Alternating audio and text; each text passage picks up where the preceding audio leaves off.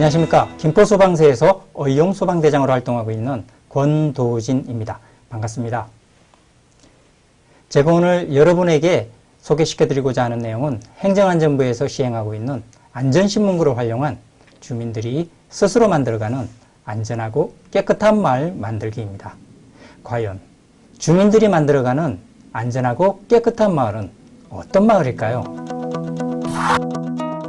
제가 오늘 여러분에게 소개시켜드릴 내용의 순서는 안전신문고란 어떤 것이며 무엇을 하는 것이고 사용 방법은 어떻게 되며 안전신문고의 중요성은 어떤 것들이 있는가에 대한 순서로 말씀을 드리도록 하겠습니다.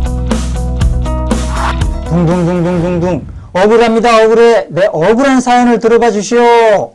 이렇게 외치면 임금님께서 나타나시며 누구인가? 누가 북을 울리고 있는 것인가? 하며 백성의 억울한 사연을 들어주었다는 신문고. 다들 한 번씩들은 들어보셨죠? 조선시대에 신문고가 있었다면 제가 오늘 여러분에게 소개시켜드리고자 하는 신문고는 안전신문고입니다. 안전신문고는 우리 생활 속 주변에 존재하는 위험 요소들을 발견해서 신속하게 신고하고 그 처리 결과까지도 자세하게 확인할 수 있는 제도입니다. 안전신문고는 우리 생활 속 주변에 있는 교통, 사회, 학교, 생활, 시설 안전 등 모든 분야의 위험 요소들을 신고할 수 있으며 최근에 우리들을 힘들게 하고 있는 코로나19의 위험 요소들도 신고할 수 있게 되었습니다. 제가 살고 있는 곳은 신도시이며 중심 상업지구입니다. 많은 유동인구와 유흥업소들이 자리 잡고 있다 보니 화면으로 보시는 것처럼 무분별하게 버려진 쓰레기들과 불법 노점상들을 어렵지 않게 볼 수가 있습니다. 과연 어떻게 하면 이런 쓰레기들과 불법 노점상들로 인한 위험 요소들을 제거하고 깨끗하고 안전한 마을을 만들 수 있을까 고심하던 끝에 안전신문고를 만나게 되었습니다. 여러분께서 보고 계신 첫 번째 화면은 어르신들께서 잠시 쉬어가는 쉼터의 지붕의 모습입니다. 지붕의 목재가 파손이 되어서 위태롭게 매달려 있는 모습을 볼 수가 있습니다. 두 번째 화면의 모습은 도로변에 설치된 배수로의 덮개가 충돌에 의해 파손이 된 모습입니다. 이럴 경우 야간 교통안전사고와 함께 최근 들어 가장 많이 이용되고 있는 전동 킥보드나 전동 자전거에 의한 안전사고를 초래할 수가 있겠죠? 세 번째 사진의 경우는 우리들이 가장 많이 이용하는 인도의 바닥이 주저앉아 있는 모습입니다. 이럴 경우 보도블록을 교체하면 되지만 만일의 경우 이런 장소가 지하철 역사 위라면 어떻게 될까요? 땅꺼짐에 의한 대형 참사를 유발할 수가 있을 것입니다. 다음 네 번째 사진의 경우는 가로등이 자동차의 충돌에 의해 휘어져 있는 모습입니다. 이럴 경우 단순히 휘어져 있는 것뿐만 아니라 전원 케이스가 파손이 되었다면 감전에 의한 위험사고도 초래할 수 있는 경우입니다. 첫 번째 사진은 우리 어린이들이 가장 좋아하는 물놀이 바닥 분수의 석재의 모습입니다. 바닥의 석재가 파손이 되어 우리 어린이들의 발이 베이거나 끼일 위험을 초래할 수 있는 아찔한 모습입니다. 두 번째 사진의 경우는 불법 주정차를 예방하기 위해 설치된 안전블라드가 충돌에 의해 파손되어 있는 모습입니다. 이럴 경우 불법 차량들에 의해 아찔한 교통사고를 유발할 수도 있겠죠.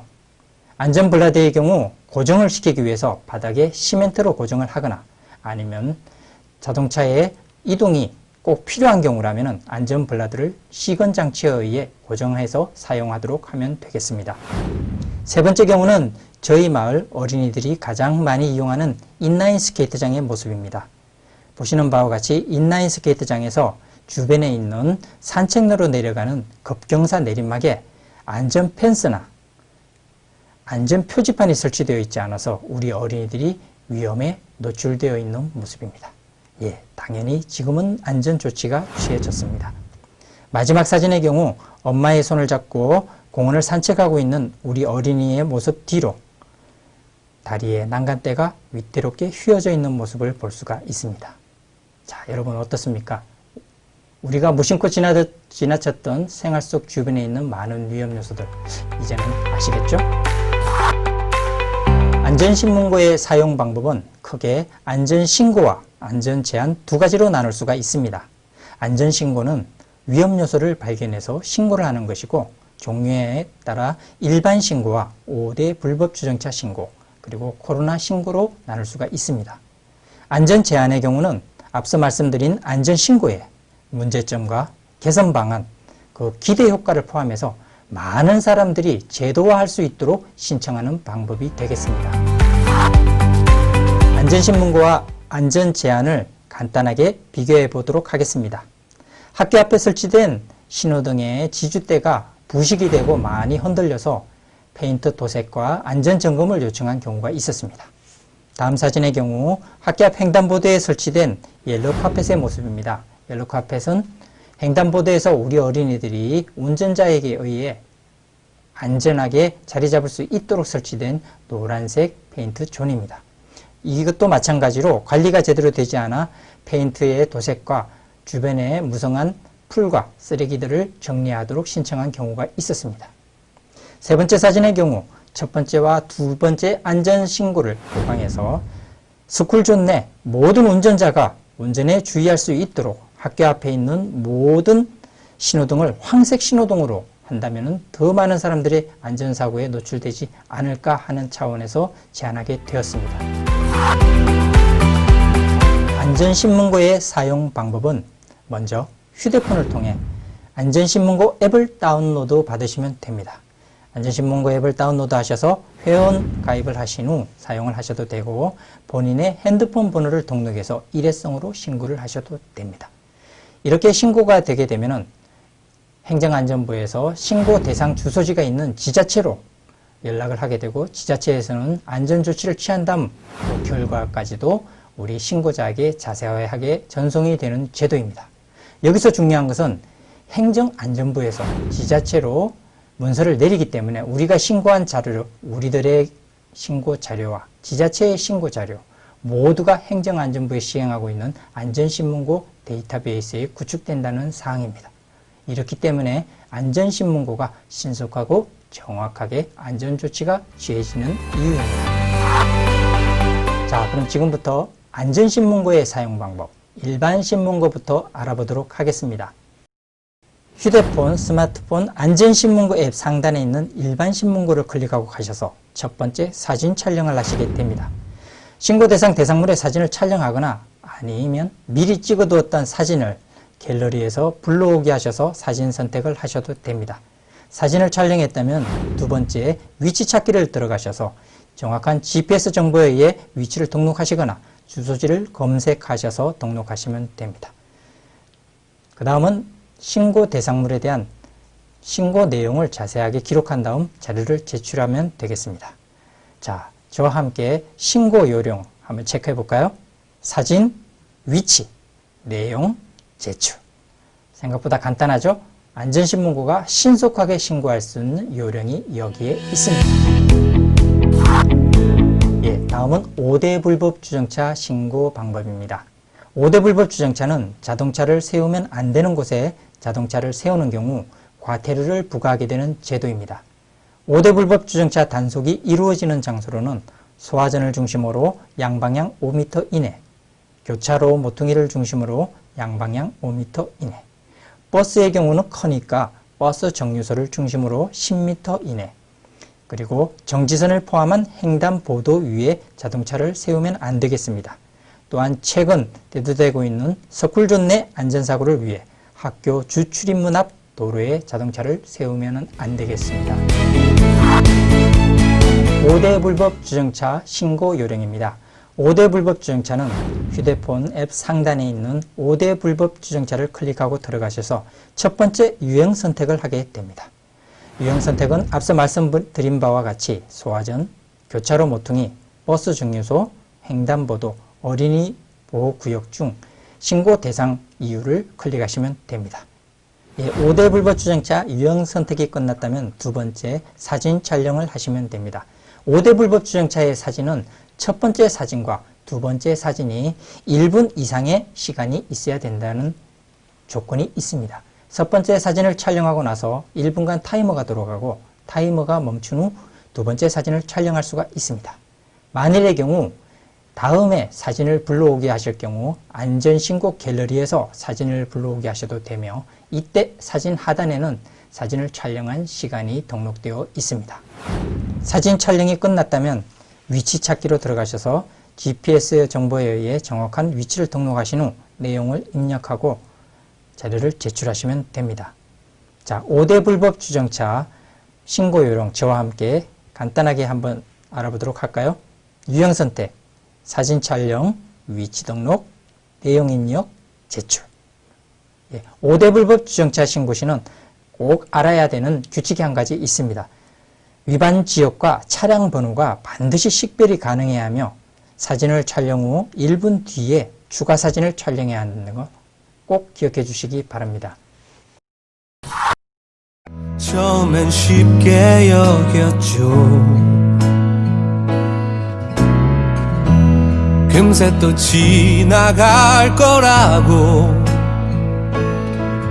봄이 오고 하늘 빛나고 꽃이 피고 바람 살랑이면은 우린 다시 돌아갈 수 있다고.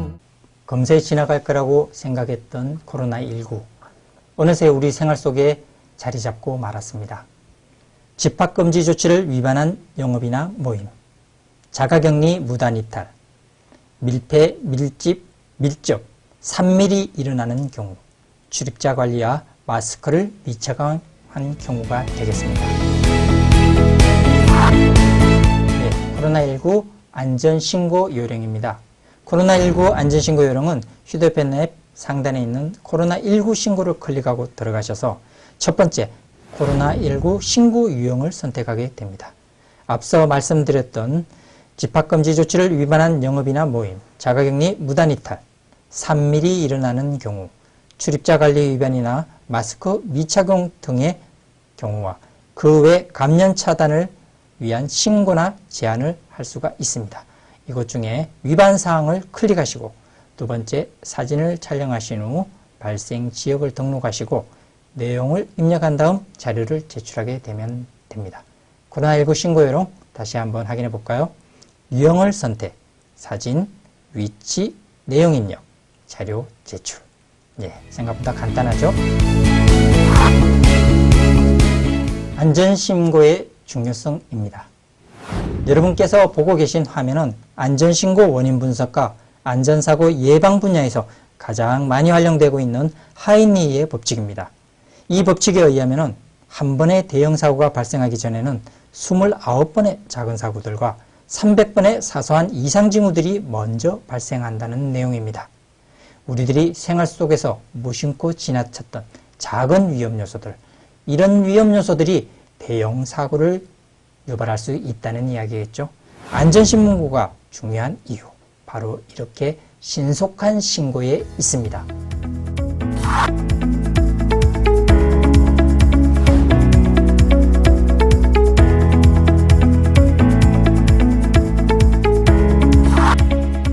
우리 모두가 말안전 지킴이. 안전신문고의 연도별 신고 현황을 보시게 되면 2017년도와 2018년도의 경우 연간 22만 건, 23만 건이었던 신고 건수가 2019년도부터는 100만 건 이상으로 급속하게 증가하고 있는 것을 보실 수가 있습니다. 이런 현상은 안전신문고의 저변 확대를 통해 안전신문고가 신속한 신고와 확실한 해결 능력을 우리 국민 모두가 알게 되었기 때문이라고 생각합니다. 깨끗하고 안전한 마을. 안전신문고를 통해 접수된 민원사항은 그 처리 결과까지도 자세한 답변으로 확인하실 수가 있습니다. 또한 안전신문고에 나의 안전신고란을 통해 지금 진행되고 있는 민원의 진행 사항과 그동안의 답변 완료 상황들까지도 확실하게 확인을 할 수가 있습니다. 안전신문고 하나면 깨끗하고 안전한 마을 가꾸기 이제는 충분하시겠죠? 끝으로 살기 좋은 마을 만들기를 위해 노력하고 계신 구례마을 사람들, 회원님들께 감사드리며 오늘 안전신문고의 활용법을 새롭게 알게 되신 미래의 마을 안전 지킴이 여러분들이 만들어 가시게 될 살기 좋은 안전마을을